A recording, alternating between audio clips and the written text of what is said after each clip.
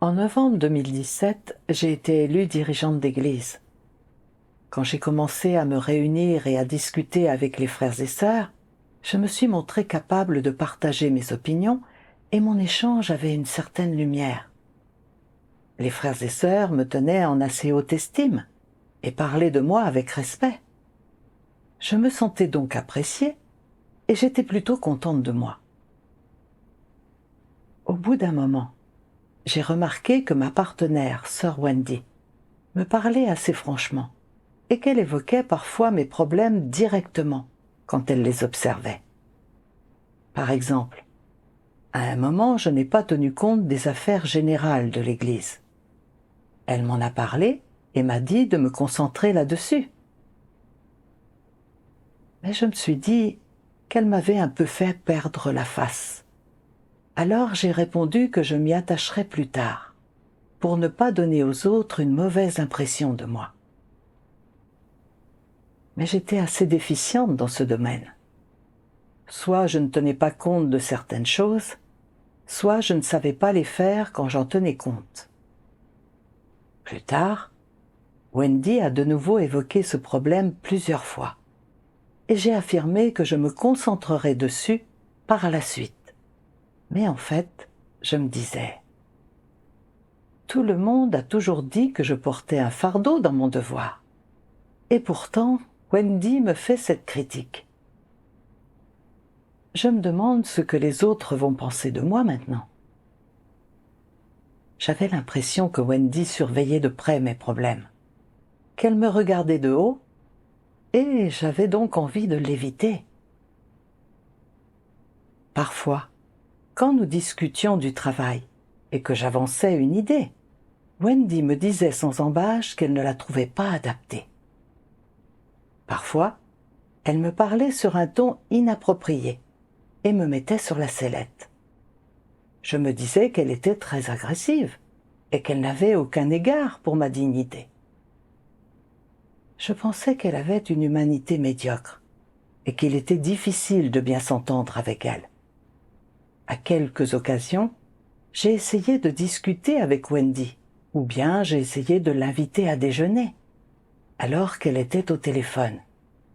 Mais elle ne réagissait pas immédiatement, ce qui m'a convaincu encore davantage qu'elle avait une humanité médiocre et qu'elle était très froide, de sorte que j'ai encore moins eu le désir d'interagir avec elle. Mon partenariat avec deux autres sœurs était bien plus facile. Je sentais qu'elles me tenaient en haute estime quand nous discutions du travail ou de notre état, et elles me parlaient respectueusement. Quand elles avaient des problèmes, elles venaient souvent me demander conseil et soulignaient rarement les miens. Chaque fois que je bavardais avec elles ou que je discutais du travail, je me sentais vraiment à l'aise.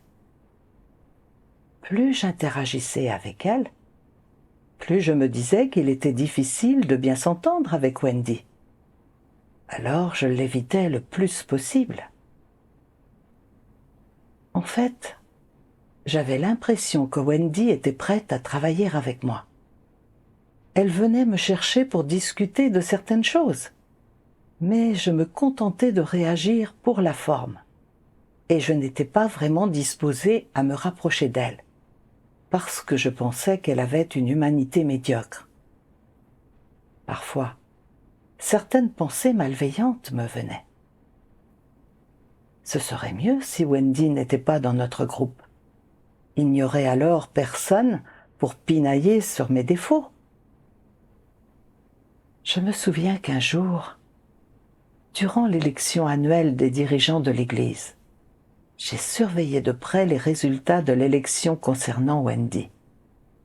Je me suis dit, avec son humanité médiocre, il est impossible qu'elle soit élue.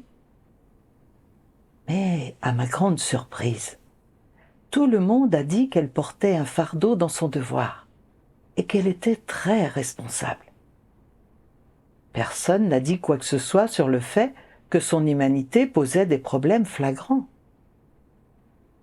Les dirigeants supérieurs ont également dit que Wendy était une personne correcte. Cela m'a vraiment rendu perplexe. Alors, personne n'a gagné en discernement au sujet de Wendy? Elle est très arrogante et adore exposer les faiblesses des autres. C'est le signe manifeste d'une humanité médiocre. Je ne voulais vraiment pas être de nouveau associée à elle. Mais quand les résultats de l'élection ont été donnés, nous avons été élues dirigeantes toutes les deux.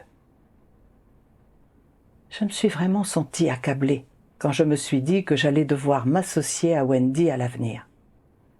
Ensuite, je ne suis pratiquement jamais allée chercher Wendy pour discuter du travail avec elle.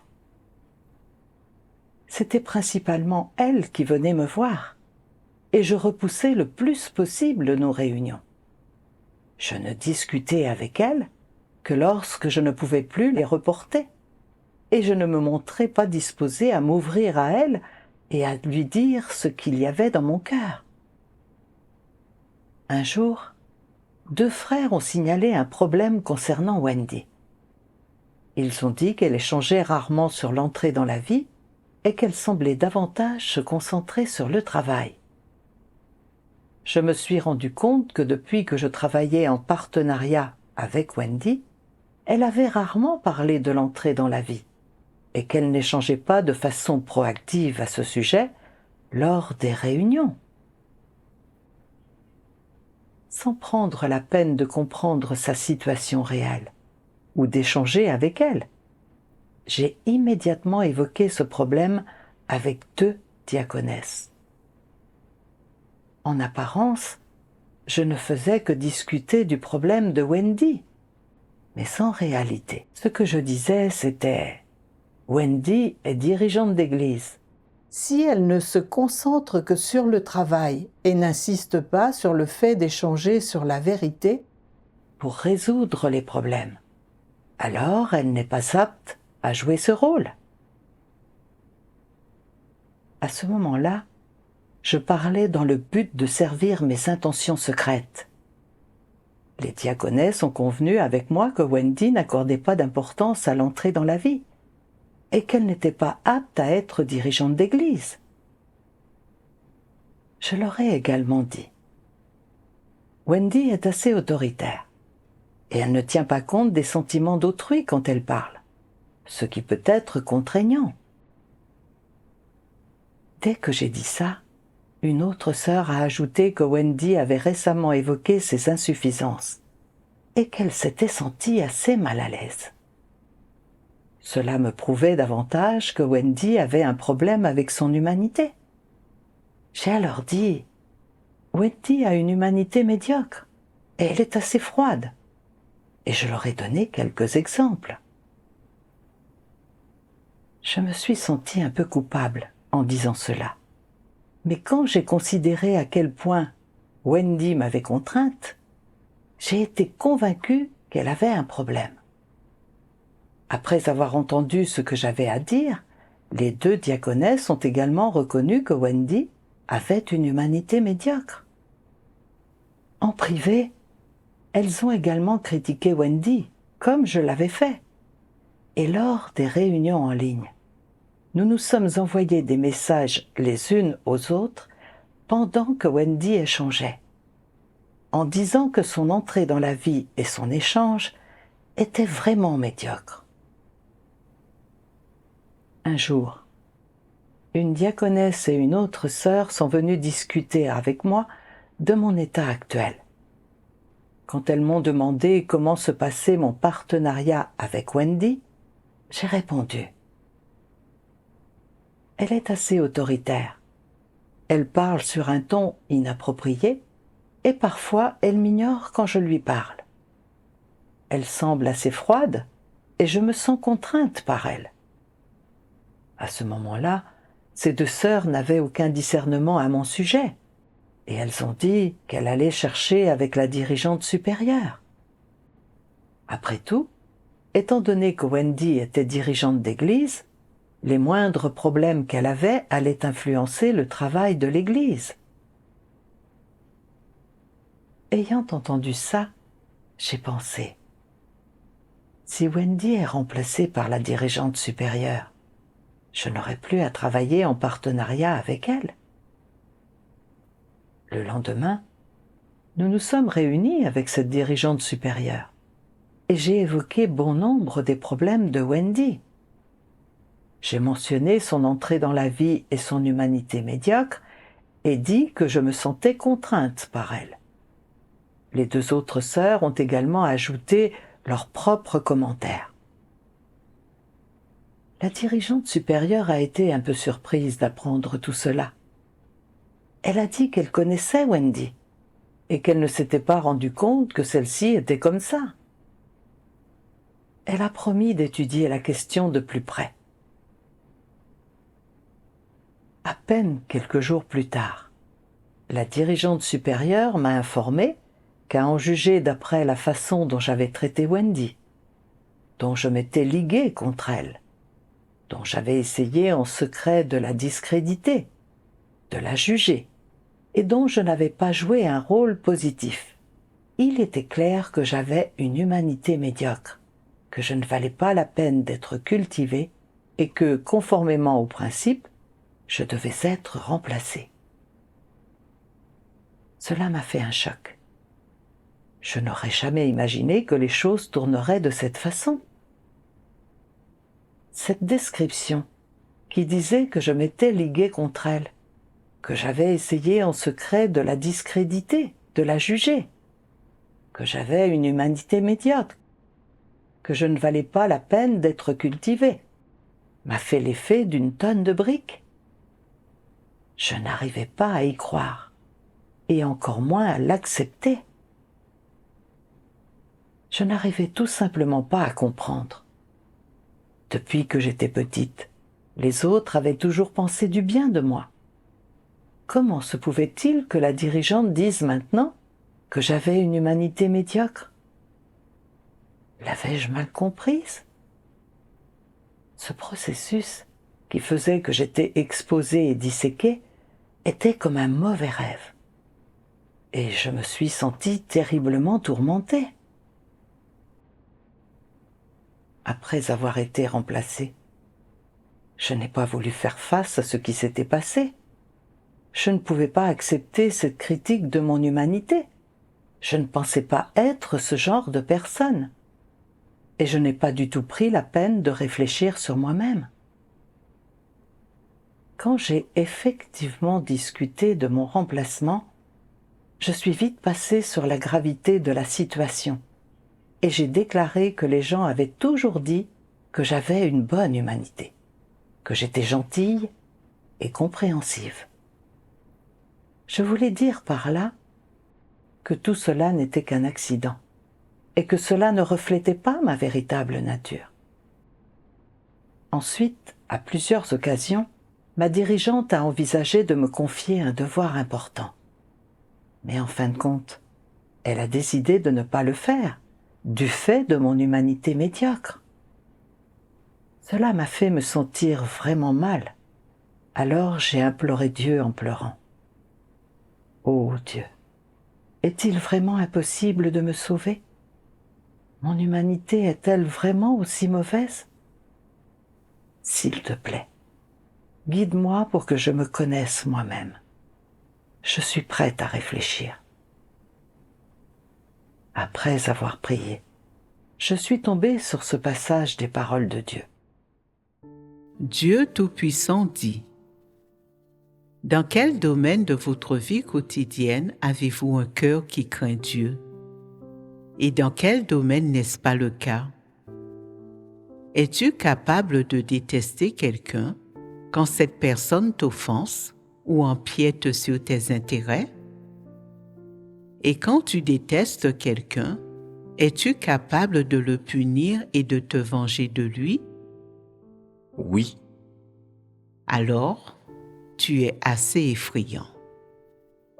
Si tu n'as pas un cœur qui craint Dieu et que tu es capable de faire des choses malfaisantes, ce tempérament vicieux qui est le tien est vraiment très grave. L'amour et la haine sont des choses qu'une humanité normale doit posséder, mais tu dois établir une distinction claire entre ce que tu aimes et ce que tu es. Dans ton cœur, tu dois aimer Dieu, aimer la vérité, aimer les choses positives et aimer tes frères et sœurs, tandis que tu dois haïr le diable Satan, haïr les choses négatives, haïr les antéchrists et haïr les méchants. Si tu es capable de réprimer tes frères et sœurs et de te venger d'eux par haine, c'est très effrayant. Et c'est là le tempérament d'une personne malfaisante. Certains ont simplement des pensées et des idées haineuses, des idées mauvaises, mais ils ne feraient jamais rien de mal. Il ne s'agit pas là de gens malfaisants, car lorsqu'il se passe quelque chose, ils sont capables de chercher la vérité et ils prêtent attention aux principes dans leur façon de se conduire et de gérer les problèmes. Quand ils interagissent avec les autres, ils ne demandent pas d'eux plus qu'ils ne le devraient. S'ils s'entendent bien avec une personne, ils continuent d'interagir avec elle. S'ils ne s'entendent pas bien avec elle, alors ils ne le font pas. Cela affecte à peine l'accomplissement de leurs devoirs ou leur entrée dans la vie. Dieu est dans leur cœur et ils ont un cœur qui craint Dieu. Ils ne veulent pas offenser Dieu et ont peur de le faire. Ces personnes peuvent avoir certaines pensées et idées incorrectes, mais elles sont capables de les rejeter et de les abandonner. Elles font preuve de retenue dans leurs actions. Elles ne prononcent même pas une seule parole déplacée ou qui offense Dieu. Quelqu'un qui parle et agit de cette manière est quelqu'un qui a des principes et qui pratique la vérité. Ta personnalité est peut-être incompatible avec celle de quelqu'un d'autre et tu peux ne pas aimer cette personne, mais quand tu travailles avec elle, tu restes impartial et tu ne vas pas te défouler de ta frustration en faisant ton devoir ou au détriment des intérêts de la maison de Dieu. Tu peux gérer les affaires conformément aux principes. De quoi est-ce la manifestation? C'est la manifestation d'un cœur qui craint Dieu. Si tu as un peu plus que cela, alors, quand tu vois que quelqu'un d'autre a certaines insuffisances ou faiblesses, même s'il t'a offensé ou s'il a un parti pris contre toi, tu es tout de même en mesure de le traiter correctement et de l'aider affectueusement.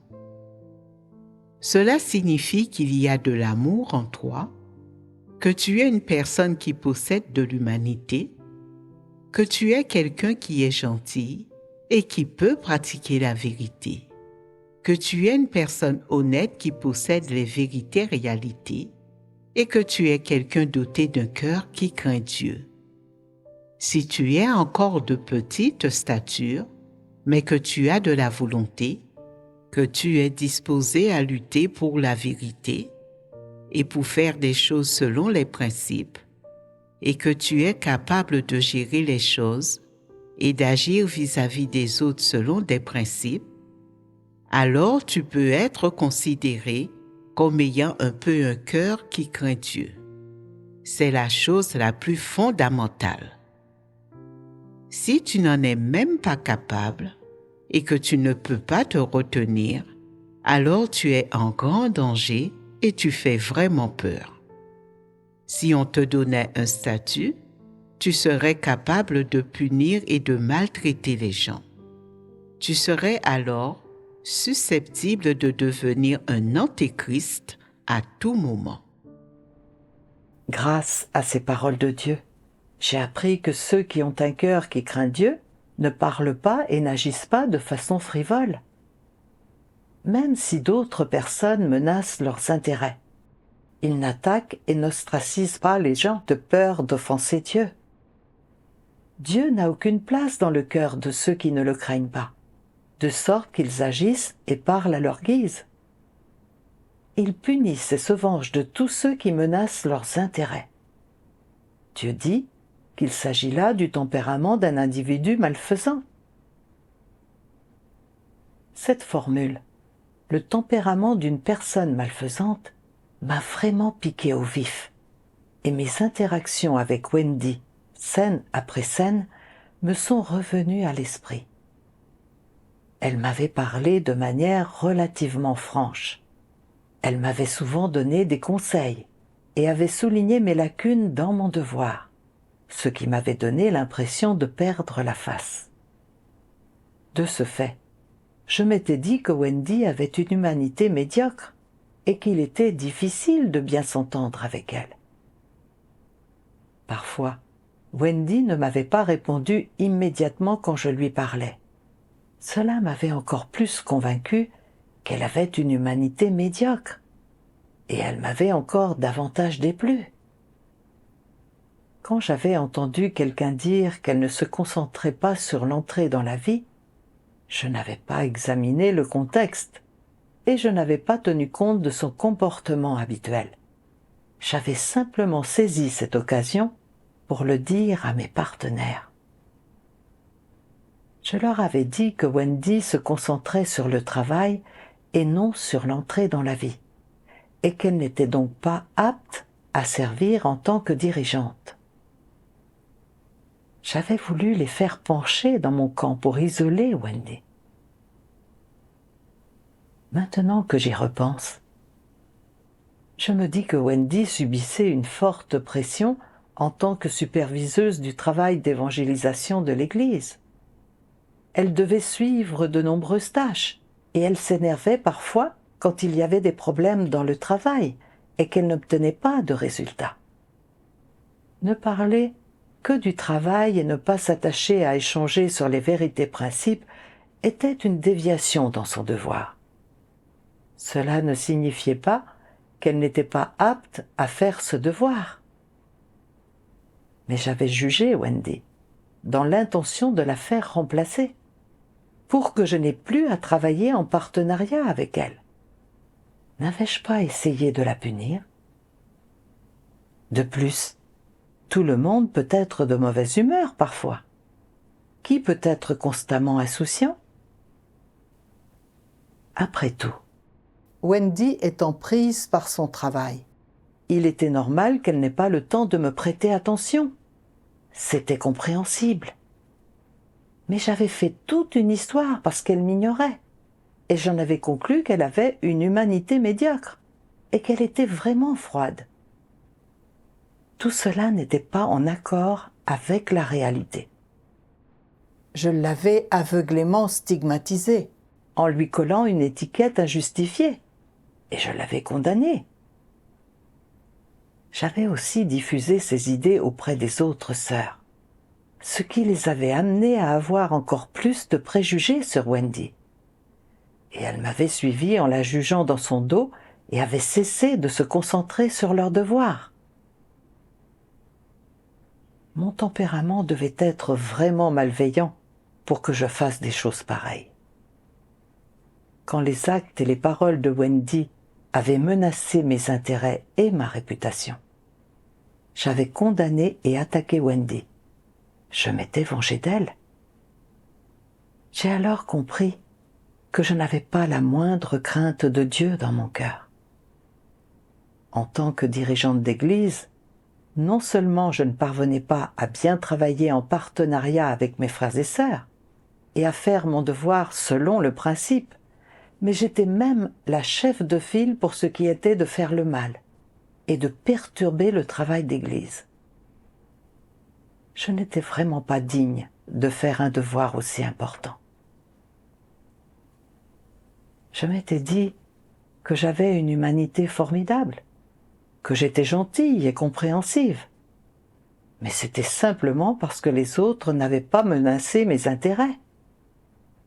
Dès que cela avait été le cas, ma nature malveillante s'était trouvée exposée et je m'étais montré capable de juger et d'attaquer les gens, de me venger d'eux. Ce n'est qu'en me rendant compte de tout cela que j'ai vu que j'avais une humanité médiocre. C'était du fait de la justice de Dieu que j'étais remplacée. Je méritais ce destin. Après cela, je me suis ouverte à mes frères et sœurs. J'ai disséqué les intentions qui se trouvaient derrière mes actes et j'ai partagé mes réflexions sur moi-même et ma connaissance de moi-même. Tous mes frères et sœurs m'ont encouragée en disant « Tu peux gagner une connaissance de toi-même par le biais d'un remplacement. C'est une bonne chose. » J'ai gagné une certaine connaissance de moi-même grâce à cette expérience et je me suis sentie moins déprimée. Dans une certaine mesure, j'ai également pu accepter d'être exposée. J'ai alors prié Dieu. Ô Dieu, j'ai vraiment fait le mal. À l'avenir, je suis prête à me repentir. Ensuite, chaque fois que je révélais mon tempérament corrompu en interagissant avec les autres, j'ai prié Dieu, réfléchi sur moi-même et je me suis attachée à travailler harmonieusement en partenariat avec les autres. J'ai également commencé à chercher plus sérieusement dans mon devoir et j'ai eu l'impression que mes journées étaient pleines et riches. Au bout de quelques jours seulement, ma dirigeante supérieure est venue me voir et elle m'a dit que j'avais été très arrogante dans le passé, que je n'avais pas accepté les conseils des autres et que je ne les avais pas traités conformément aux principes. Mais qu'après avoir été remplacée, j'avais appris à réfléchir sur moi-même et à me connaître, de sorte que tout le monde avait accepté de me laisser reprendre mon rôle de dirigeante. Entendre ça m'a vraiment surprise. Je n'aurais jamais imaginé avoir une autre chance de servir en tant que dirigeante. Incapable d'exprimer à quel point j'étais émue, j'ai été envahie par un sentiment de gratitude envers Dieu. En même temps, je me suis sentie pleine de regrets pour tout ce que j'avais fait dans le passé. Dans mon cœur, j'ai prié Dieu et décidé de me repentir, de ne pas répéter mes erreurs passées, de bien travailler en partenariat avec les autres et de mettre tout mon cœur dans mon devoir.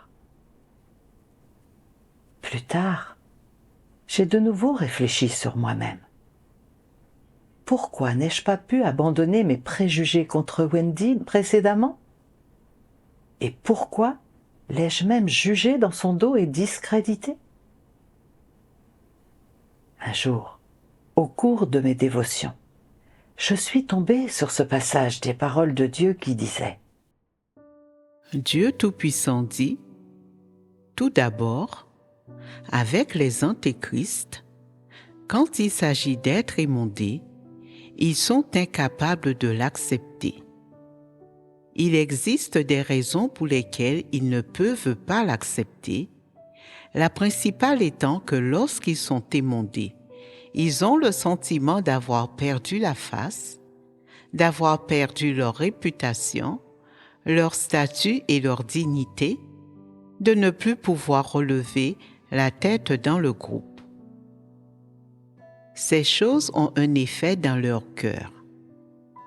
Ils ont du mal à accepter d'être émondés et ils ont le sentiment que quiconque les émonde et s'occupe d'eux en a après eux et est leur ennemi.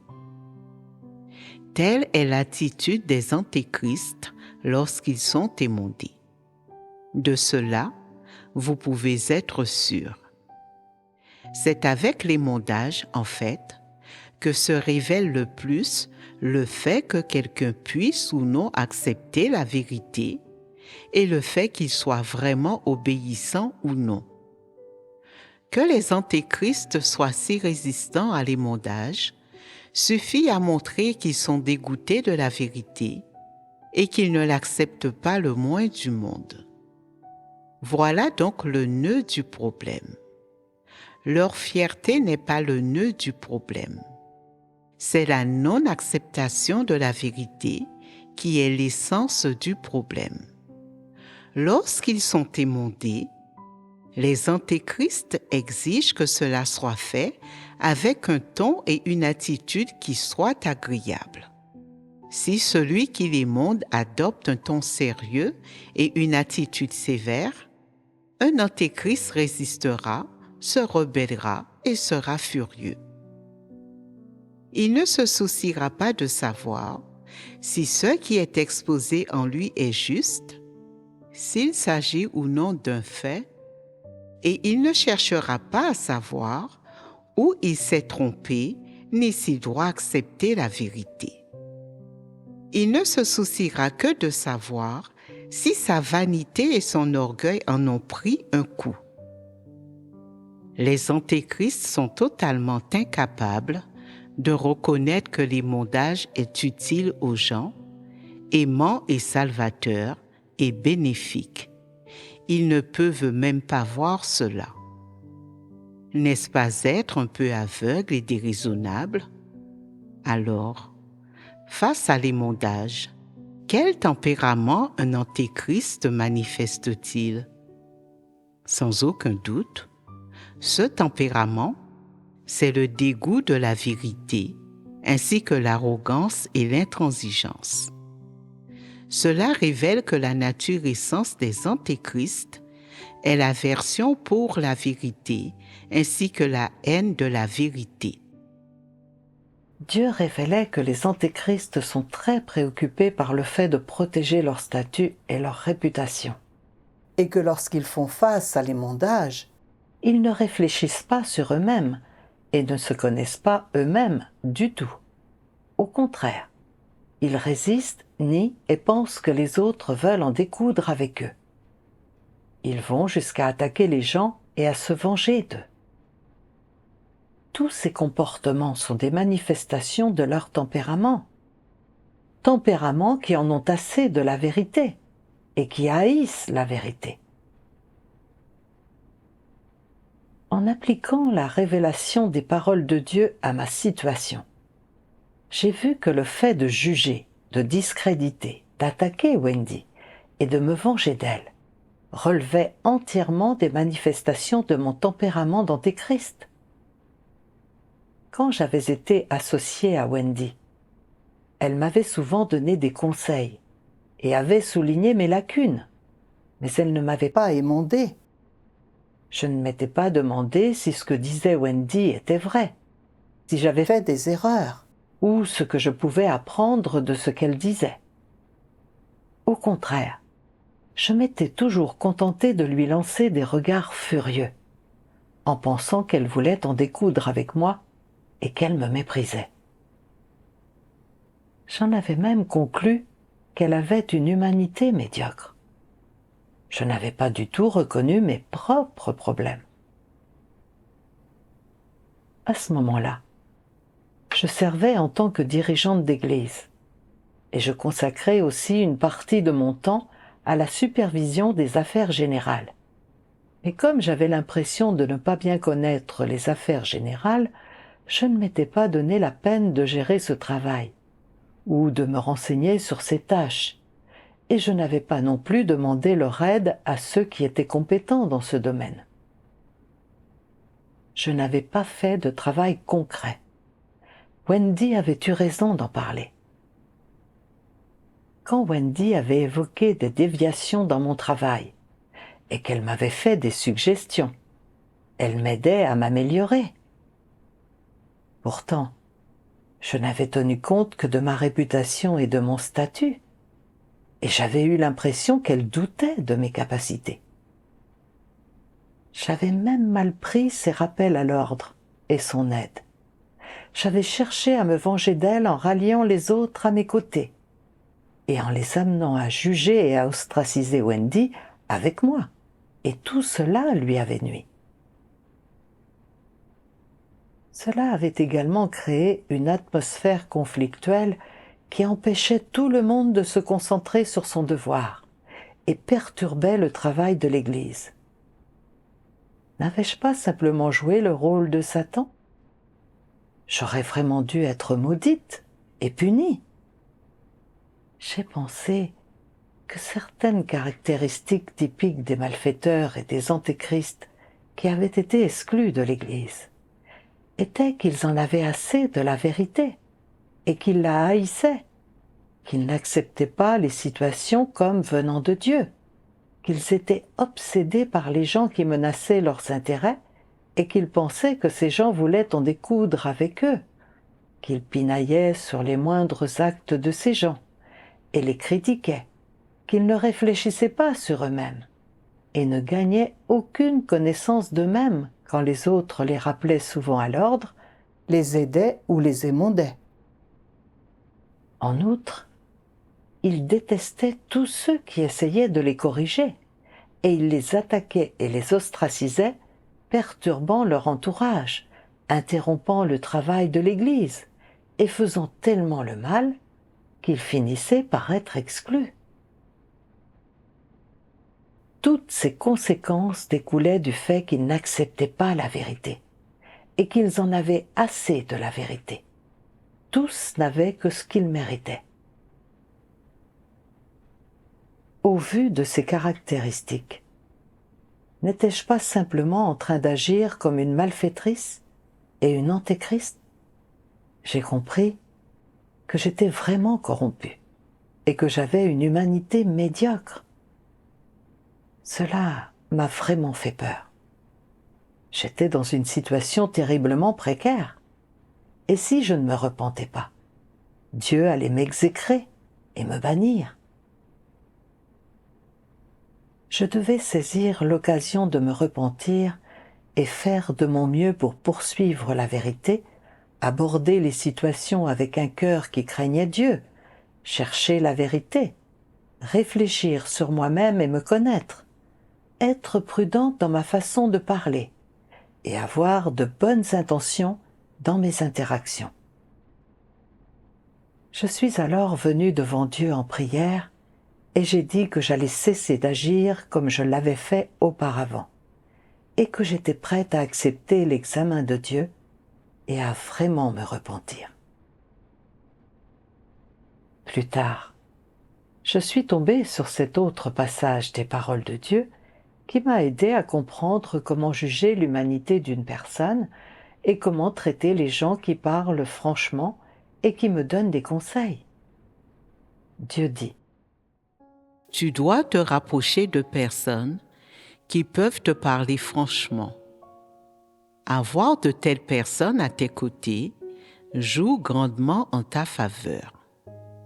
Notamment, le fait d'être entouré de personnes aussi bonnes que celles qui, lorsqu'elles découvrent un problème chez toi, ont le courage de te faire des reproches et de t'exposer, peut t'empêcher de t'égarer. Elles ne se soucient pas de ton statut et, dès qu'elles découvrent que tu as fait quelque chose qui va à l'encontre des vérités principes, elles t'en font le reproche comme il se doit et t'exposent comme il se doit. Seules ces personnes-là sont des personnes droites, des personnes qui ont le sens de la justice et, quelle que soit la manière dont elles t'exposent et te reprochent quelque chose, elles ne font que t'aider. Il s'agit là de te superviser et te pousser à aller de l'avant. Tu dois te rapprocher de ces personnes. En ayant de telles personnes à tes côtés, à t'aider, tu accèdes à une relative sécurité. Et c'est là avoir la protection de Dieu.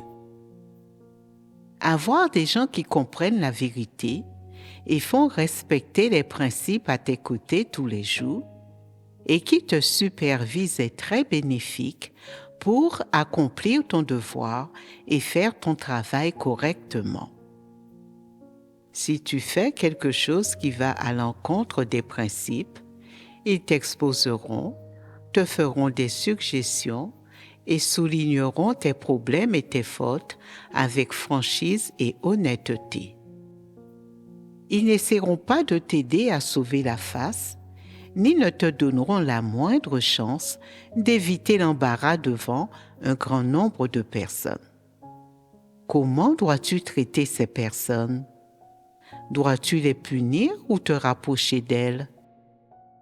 Me rapprocher d'elle. C'est exact. Tu dois ouvrir ton cœur et échanger avec elle en disant « La suggestion que tu m'as faite était juste. À l'époque, j'étais plein de vanité et de désir de statut.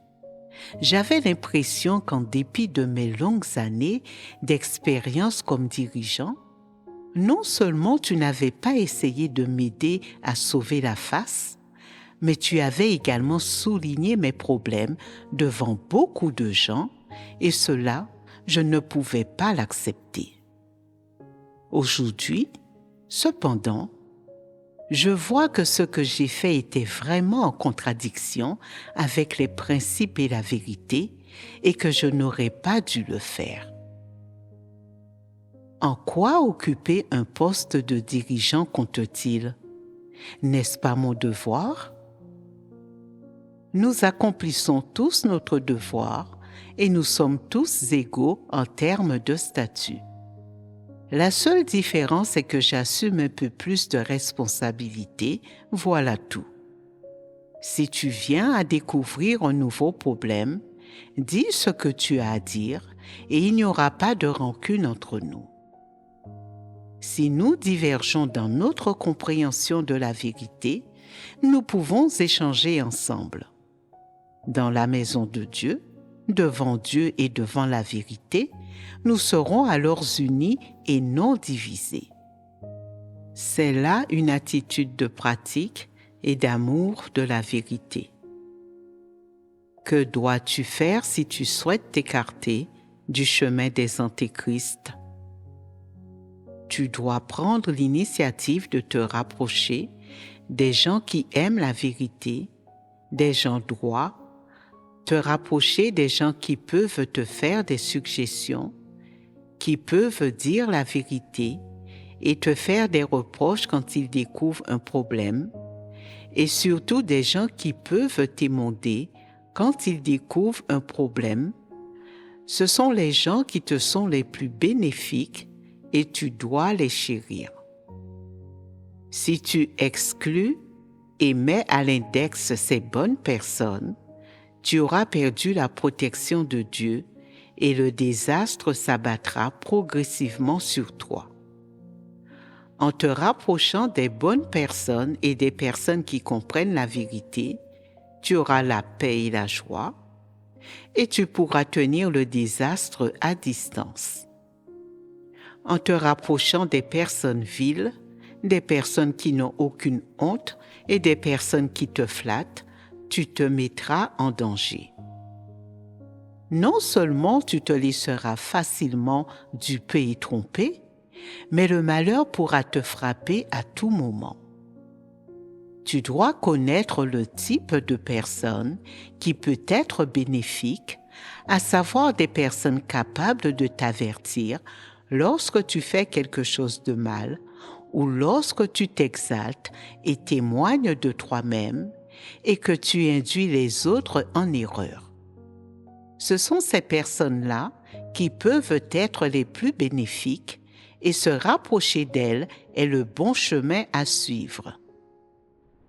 Grâce à ces paroles de Dieu, j'ai compris que les gens dotés d'un sens de la justice, qui défendent la vérité principe, peuvent faire remarquer que leurs frères et sœurs ont des problèmes ou des lacunes, et ils peuvent émonder, exposer et disséquer les autres quand ces derniers s'opposent aux principes par leurs actes.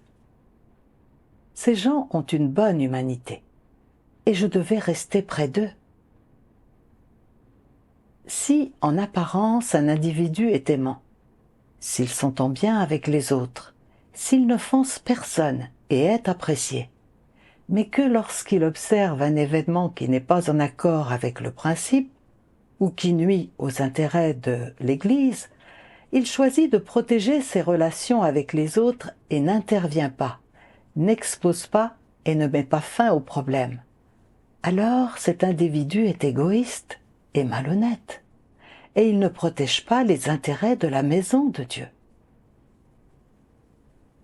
J'ai pensé à la façon dont j'avais toujours jugé de l'humanité des gens en me demandant s'ils étaient aimables et s'ils parlaient d'une façon qui préservait la dignité des autres. Mais ce jugement n'était pas conforme à la vérité. J'ai compris qu'il était juste de la part de Wendy de signaler souvent mes problèmes et mes lacunes. Même si Wendy parlait de façon très directe, elle disait la vérité et était capable de signaler mes problèmes. Cela pouvait m'aider à accomplir mon devoir et à améliorer mon entrée dans la vie. Je devais passer davantage de temps avec elle et écouter ses suggestions.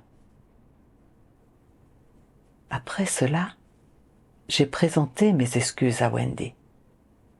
Je savais que le tort que je lui avais fait était irrémédiable, mais que si on me donnait une autre occasion de travailler en partenariat avec elle, je chérirais cette occasion.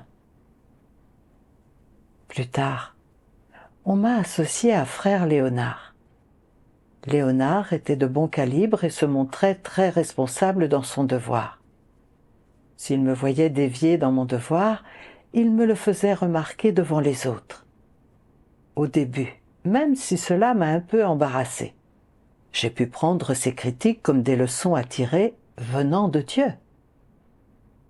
Mais au fil du temps, cette tendance perdurant, j'ai commencé à en avoir assez. Parfois, Léonard se montrait un peu dédaigneux quand il me critiquait, et il trouvait à redire sur mon travail. Cela m'embarrassait vraiment, comme s'il m'avait percé à jour, et je n'ai plus voulu être sa partenaire. Je pensais qu'il était très arrogant et qu'il me parlait sur un ton inacceptable. À plusieurs reprises, alors que je discutais de notre partenariat avec d'autres, j'ai eu envie de dénigrer Léonard. Mais dès que j'allais dire quelque chose, je me rendais compte que j'avais tort. Il y avait certainement beaucoup de choses dans les critiques de Léonard auxquelles je pouvais souscrire. Alors j'ai prié Dieu. J'ai décidé d'avoir de bonnes intentions et chercher comment travailler en partenariat avec Léonard d'une façon qui s'accorde avec la volonté de Dieu. Je ne pouvais pas juger Léonard en ayant de mauvaises intentions. Plus tard, je suis tombée sur ce passage des paroles de Dieu qui m'a beaucoup aidée. Lorsque tu t'aperçois que tu fais quelque chose de mal ou que tu as une effusion de tempérament corrompu, si tu es capable de t'ouvrir et de communiquer avec les gens, cela permettra à ceux qui t'entourent de garder un œil sur toi. Il est certes nécessaire d'accepter une supervision, mais l'essentiel est de prier Dieu et de s'appuyer sur lui en se soumettant à une réflexion constante. Surtout lorsque tu as fait fausse route ou que tu as fait quelque chose de mal, ou lorsque tu es sur le point d'agir ou de décider de quelque chose seul, et que quelqu'un à proximité le mentionne et t'alerte. Tu dois accepter cela et te hâter de réfléchir sur toi-même et admettre ton erreur et la corriger. Cela peut éviter d'emprunter le chemin des antéchrists. Si quelqu'un t'aide et t'alerte de cette façon, n'es-tu pas préservé sans le savoir? Tu l'es, c'est ta préservation. Ces paroles de Dieu m'ont rappelé qu'avoir à mes côtés quelqu'un doté d'un sens de la justice, qui avait assez d'assurance pour me parler directement et pour souligner rapidement mes lacunes, était une forme de protection, que cela m'empêcherait de m'égarer et qu'il s'agissait de l'amour de Dieu. La bonne chose à faire, c'était d'accepter cette situation. Durant cette période, je m'étais contentée de ne faire qu'un travail insignifiant. Mais je n'avais pas payé de ma personne en faisant le moindre travail conséquent d'abreuvement des nouveaux arrivants. Les rappels à l'ordre fréquent de Léonard m'avaient rendu un peu plus pragmatique dans mon devoir. J'avais aussi beaucoup gagné grâce au chemin de pratique dont Léonard m'avait parlé. j'ai compris que son aide et ses conseils étaient vraiment précieux. Étant donné que je ne possédais pas la vérité, que j'avais encore des tempéraments gravement corrompus, et que je pouvais faire le mal à tout moment, avoir Léonard qui veillait sur moi était vraiment encourageant et m'empêchait de faire beaucoup de mal. Comprenant cela, je me suis sentie prête à résoudre les déviations dans mon devoir, et j'ai gagné une meilleure attitude vis-à-vis des conseils de Léonard. Je lui ai envoyé un message qui disait « À l'avenir, dis-moi si tu remarques quoi que ce soit de problématique me concernant. Je me sentirai peut-être un peu embarrassée, mais cela me sera utile. » Quand j'y repense maintenant, je me dis que Dieu a placé à mes côtés de nombreuses personnes de ce genre ces dernières années. Mais j'avais toujours voulu les éviter parce que je pensais qu'il était difficile de bien s'entendre avec elles.